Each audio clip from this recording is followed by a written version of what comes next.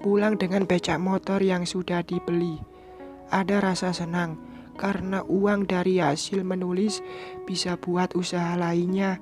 Dan ini sangat terbantu karena bisa membuat semangat suamiku hidup. Tuhan punya cara tersendiri dalam hidupku. Alhamdulillah. Dulu tak pernah terbayang jika bisa mempunyai uang banyak. Banyak di sini bisa memiliki lebih dari 10 juta. Nominal yang sangat besar dan bahkan bertahun-tahun bekerja di rumah makan belum tentu bisa terkumpul kecuali aku puasa setiap hari. Namun fokus belajar dan mungkin juga anugerah bakat dari Tuhan, akhirnya aku bisa sukses.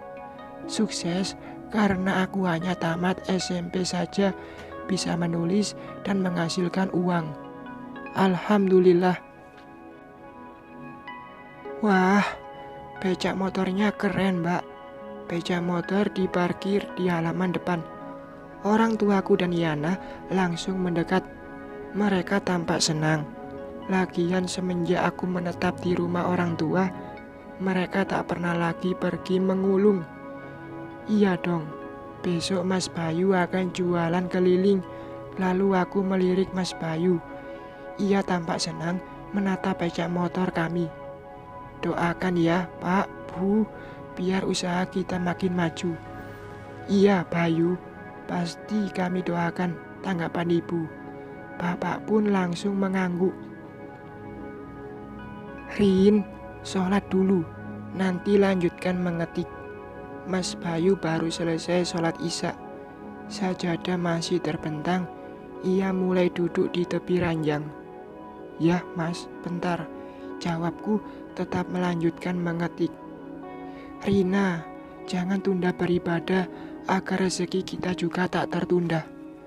Astagfirullahaladzim, ucapan Mas Bayu tamparan bagiku yang sibuk mengejar duniawi. Benar, aku belum sholat isya karena waktunya masih lama. Ini sering kulakukan, menunda beribadah hanya karena pekerjaan dunia yang belum selesai. Ya Allah, ampuni dosaku. Iya mas, jawabku, lalu meletakkan ponsel mulai beranjak dari ranjang. Setelah berwudu dan sholat isya, aku pun melanjutkan mengetik cerbung. Bukan perkara yang mudah. Akhir-akhir ini aku sering kelelahan hingga tak fokus mengetik. Bahkan migrain melanda jika berlama menatap layar ponsel. Namun aku tetap bersemangat. Hidup harus ada usaha jika ingin sukses. Rin, mungkin lebih baik kita tak perlu bertegur sapa jika bertemu saudaraku di luar. Biar mereka tak malu dan kita pun tak dihina. Waduh, Mas Bayu mulai lagi. Ia terlihat sedih karena kini kejadian tadi siang teringat. Tapi aku merasa beruntung karena kamu melindungiku, Mas, imbuhku. Mas Bayu tersenyum. Mungkin ia merasa senang karena aku membutuhkannya. Ini salah satu trik yang kudapat dari aktor tempatku bercerita. Berusaha memulihkan mental suamiku. Menulis itu bukan sekedar menyajikan tulisan enak dibaca, tapi juga sesuatu yang memberi dampak positif bagi pembaca. Itulah masukan dari penulis yang mengajariku menulis. Ilmu yang bermanfaat yang ku coba terapkan, meskipun aku penulis baru.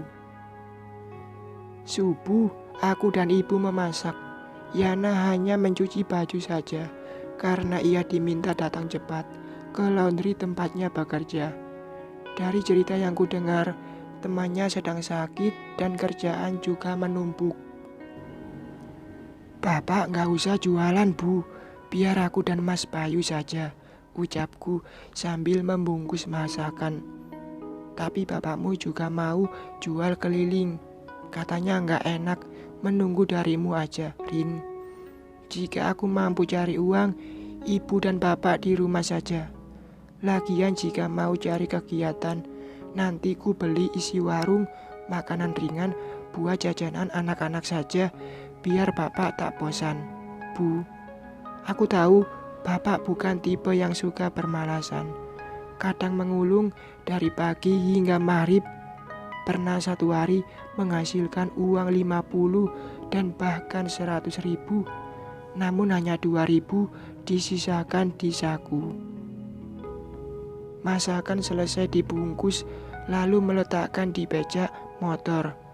Mas Bayu sudah siap-siap melaju, mulai jualan.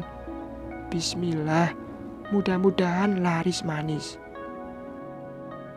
Ayo mas, ucapku sudah duduk di atas becak. Tunggu Rina, bapak tergopo-gopo mendekat. Ada apa pak? Tanya Mas Bayu. Ini ponsel Yana ketinggalan. Mungkin tadi saking terburu-buru lupa bawa. Jika sempat tolong diantar Pai. Bapak menyodorkan ponsel. Oh iya pak, Mas Bayu menerima ponsel itu. Rin, kita antar dulu ponsel Yana sambilan jualan juga.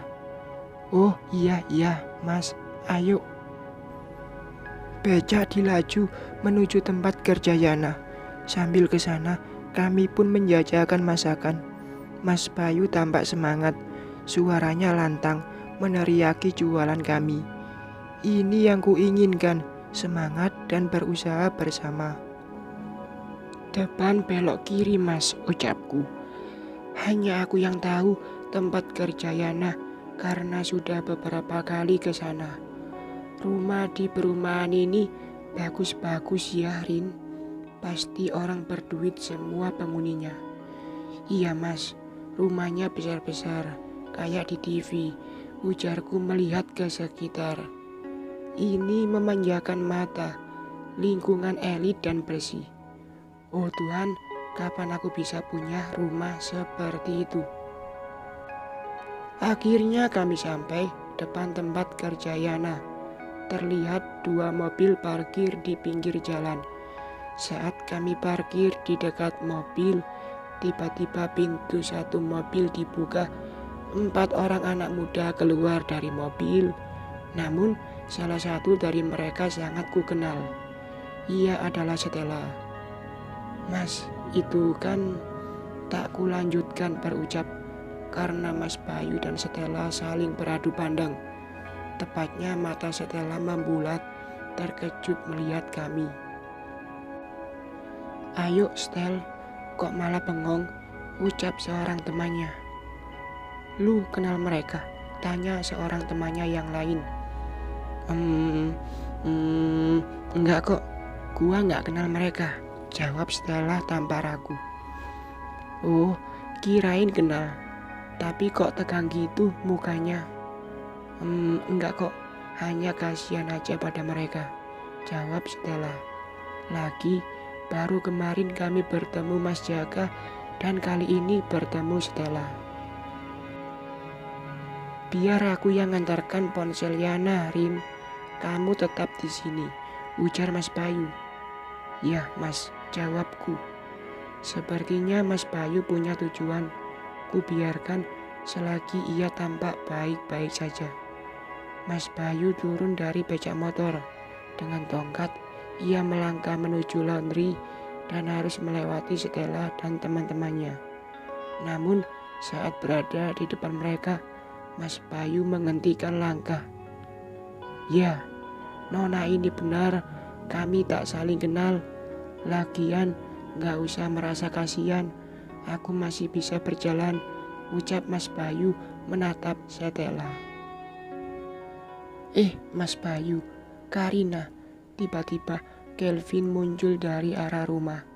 Lalu ia melangkah semakin mendekat.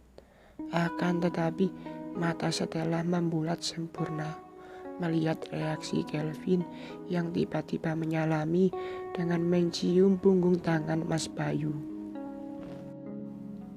Bersambung.